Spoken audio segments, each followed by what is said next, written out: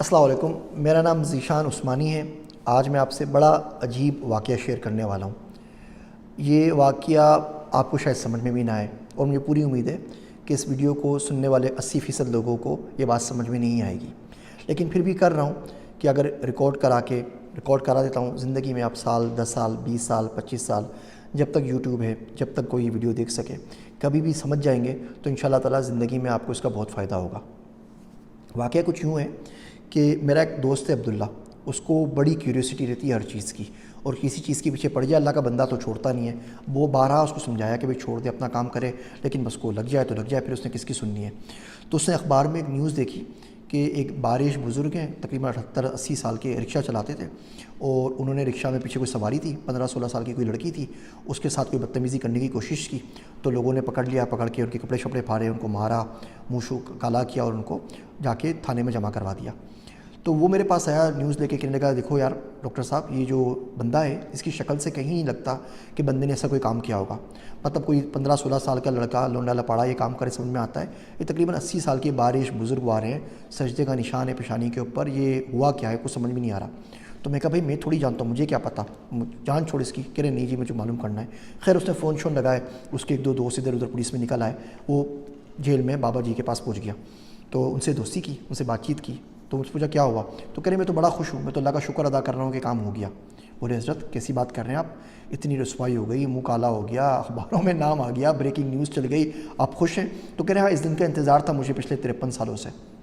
تو بولے 53 سالوں سے آپ کو انتظار تھا، مطلب کیا بات کر رہے ہیں آپ، کیا ہوا ہے؟ تو کہنے لگے کہ جی میں لڑکا سا تھا، ہم لوگ پشاور کے ایک نوائی گاؤں میں رہتے تھے، میرے باپ کے پاس کہیں سے پیسہ آیا تو انہوں نے ہمارا گھر بڑا بنا دیا، تو ہمارا 2 منزلہ گھر ہو گیا، اور آس پاس میں جتنے بھی گھر تھے وہ سب 1 منزلہ۔ میری عمر کوئی زیادہ نہیں تھی، 18 19 20 21 سال کی میری عمر تھی، وہ اس قسم کی عمر ہوتی ہے شرارتوں کی۔ تو میرا محبوب مشغلہ بن گیا کہ میں چھتوں پہ چڑھ کے باقی لوگوں کے گھر میں جھانکتا تھا۔ اب سب غریب لوگ تھے تو وہ ایک کمرے کے اوپر چھت ڈال دیتے تھے، باقی بڑا سارا صحن ہوتا، واش روم ہوتا، تو اس پہ کوئی چھت نہیں ہوتی تھی، بس میں لوگوں کو دیکھتا رہتا تھا کہ وہاں پہ کسی طرح دیکھوں۔ کچھ عرصے بعد ہمارے محلے میں گھر کے سامنے کوئی نئے لوگ آئے، تو اس میں ایک بچی آئی، تو اس کی آنکھیں بڑی اچھی تھیں۔ اب میں آنکھیں دیکھ کے بالکل اس کے اوپر، وہ عمر بھی ایسی تھی، بالکل فریفتہ ہو گیا کہ کیا خوبصورت ہوگی، لیکن وہ بچی جو تھی پورا کا پورا وہ برقع کرتی تھی، نقاب لیتی تھی، ہاتھ میں دستانے، پاؤں میں بھی موزے، تو کچھ بھی نظر نہیں آتا تھا، تو مجھے بڑی تمنا تھی۔ خیر ایک دن میں چھت پہ چڑھا تو دیکھا کہ وہ سامنے صحن کے اندر ٹہل رہی ہے۔ اب میری تو لاٹری لگ گئی کہ جی یہاں تو میں نے اس کے زندگی میں کبھی ناخن بھی نہیں دیکھا، آج یہ ساری کی ساری میرے سامنے موجود ہے۔ تو کہنے لگا میں آرام سے اس کو دیکھتا رہا، ایک دم سے اچانک اس کی نظر میرے پہ پڑ گئی، تو بالکل وہ بیچاری شرم کے ہمارے پتھر کی بن گئی۔ اس سے کچھ نہیں بولا، لیکن میں اس کی آنکھ میں موٹے موٹے آنسو دیکھے۔ اب پتہ نہیں اس کی آنکھ میں کیا بات تھی کہ مجھے بہت گھبراہٹ ہوئی، تو میں بھاگ کے نیچے اپنے گھر کے اندر آ گیا، اور مجھے بخار چڑھ گیا۔ 4 دن تک میں بخار میں تپتا رہا۔ 4 دن کے بعد جب میں واپس اٹھا، لوگوں سے پوچھا آس پاس میں، پتہ چلا کہ وہ لوگ کرایہ دار تھے اور مکان چھوڑ کے کہیں چلے گئے۔ اس دن کے بعد سے مجھے لڑکی نہیں ملی، لیکن میرے دل میں ڈر بیٹھ گیا کہ اس بندی نے مجھے خاموش بد دعا دی ہے، اور یہ ایک نہ ایک دن اپنا اثر ضرور دکھائے گی۔ اس دن سے میری زندگی چینج ہو گئی، میں نے ساری الٹی سیدھی حرکتوں سے توبہ کی، نماز کا صوم صلات کا پابند ہو گیا، اچھی طریقے سے زندگی گزاری، پڑھا لکھا، جاب کی، شادی ہوئی، بچے ہوئے، بچے بڑے ہو گئے، سب کچھ اپنے گھروں پہ چلے گئے۔ پھر میں نے رکشہ چلانا شروع کر دیا۔ اب کیونکہ میں بزرگ تھا، بوڑھا تھا، میری سفید داڑھی تھی، تو لوگ ٹرسٹ کر کے زیادہ تر بچیاں میرے پاس ساتھ اسکول بھیجا کرتے تھے۔ زندگی آرام سے چلتی رہتی تھی، اور یہ بات میرے دماغ سے بالکل نکل گئی۔ پھر ایک دن اچانک کیا ہوا کہ یہ لڑکی آئی، یہ بھی کوئی 15-16 سال کی بچی تھی، 9ویں کلاس کی، لیکن پتہ نہیں جب یہ رکشہ میں آ کے بیٹھتی، میں بیک میرر میں اس کو ضرور دیکھتا، اور میں خود اپنے آپ پہ کنٹرول نہیں کر پاتا۔ تو ایک دن میں اسی طرح لے کے جا رہا تھا اس کو، اس کی ساتھ والی سہیلیاں نہیں آئی، یہ اکیلی تھی، تو میں نے راستے میں رکشہ روک دیا۔ اس سے پہلے میں کچھ کرتا، لڑکی نے شاید گھر میں شکایت کر دی ہوگی کہ مجھ پہ آواز مارتا ہے یا مجھے پیچھے سے دیکھتا ہے، تو اس کے رشتہ دار وغیرہ آ گئے، انہوں نے مجھے پکڑا، اور میں اس طریقے سے جیل میں آ گیا۔ تو کہہ رہے ہیں یہ بد دعا تھی جو 53 سال پہلے میری طرف چلی تھی، لگی نہیں تھی، اور اس کا 53 سال سے میں انتظار کر رہا تھا، اور اگر اب یہ نہیں لگتی تو آخرت میں میرے ساتھ بہت برا ہوتا۔ تو میں تو اللہ کا شکر ادا کر رہا ہوں، جو کچھ ہونا تھا یہاں پر ہو گیا، اب کم سے کم سکون سے مر سکوں گا۔ اگر آپ غور سے دیکھیں تو ہمارے معاشرے میں یہ بہت ساری خاموش بد دعائیں ہم روز کے حساب سے سمیٹ رہے ہوتے ہیں۔ میرے سرت سکھر مولانا عبدالرحمن صاحب، وہ تندور کی روٹی نہیں کھاتے تھے، اور شیر مال وغیرہ جو ہوتے ہیں، تو پوچھتے تو کیوں نہیں کھاتے، آپ پیسے دے کے خریدنے کیا برائی ہے، حلال چیز ہے۔ وہ بولتے ہیں بالکل ٹھیک ہے، لیکن انہیں شوکیس میں رکھی ہوئی ہوتی ہیں، اور آس پاس چلتے ہوئے لوگ اس کو دیکھ رہے ہوتے ہیں۔ کتنے ہی غریب لوگ ہوں گے جو بھوکے ہوں گے، جو حسرت سے اس کو دیکھتے ہوں گے روٹیوں کو اور شیر مال کو، اور خریدنے کی سکت نہیں رکھتے ہوں گے۔ تو اتنی آہیں اور اتنی نظریں جس روٹی پہ رکھی ہوئی وہ مجھ سے نہیں کھائی جاتی۔ خیر ان کا اپنا ایک تھا۔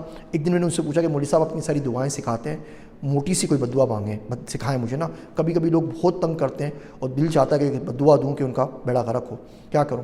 تو ہنسنے لگے. پھر انہوں نے مجھے بولا کہ بیٹا چپ سے بڑی بدعا کوئی نہیں ہے.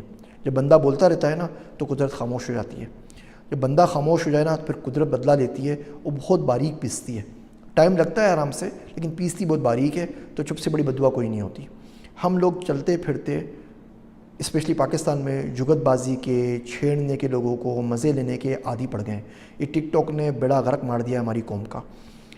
وہ بچہ جو بولے کہ اپنے پرسنل ڈیولپمنٹ میں کام کر رہا ہے اور اس کو اپنی پرواہ ہے، اور روز کے 2-4 گھنٹے ٹک ٹاک بھی دیکھتا ہے، اس کے موبائل فون میں ٹک ٹاک انسٹال ہے، تو اس کی بات ماننے کو میں سرے سے تیار ہی نہیں ہوں کہ اس شخص کو کم سے کم باقی کسی کی پرواہ ہے یا نہیں، اپنی پرواہ تو کم سے کم اس کو نہیں ہے.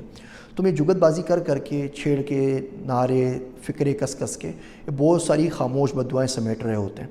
کسی کو ڈانٹ دیا، کسی پہ اتھارٹی اپنی ظاہر کر دی، کسی کو ایئرپورٹ پہ ذلیل کر دیا، اور سمجھ رہے ہوتے ہیں ہم سے کوئی نہیں پوچھے گا. یقین رکھیں اوپر جو ہوگا تو ہوگا، یہ یہاں پر بھی نا اس کا حساب ضرور دینا پڑے گا. وہ شاعر کہتا ہے عدل و انصاف نہیں حشر کے دن پہ موقوف، زندگی خود بھی گناہوں کی سزا دیتی ہے. تو میں بھی جب سے واقعہ سنا ہے میں بھی سوچ رہا ہوں، آپ بھی سوچئے کہ زندگی میں کتنی خاموش بددعائیں جمع کی ہیں. یاد رکھیے کسی دن کوئی ایسا شخص آپ کی زبان کے نیچے آ گیا نا جس کا اللہ کے سوا کوئی نہیں ہے، تو جانماز پہ آ کے بیٹھ جائے گا، اس کے پاس تو کچھ اور ہے نہیں نا. وہ اپنی آہوں کے حصار میں آپ کی دعائیں راکھ کر دے گا. میری باتیں سننے کا شکریہ. آپ سب کا ذیشان عثمانی.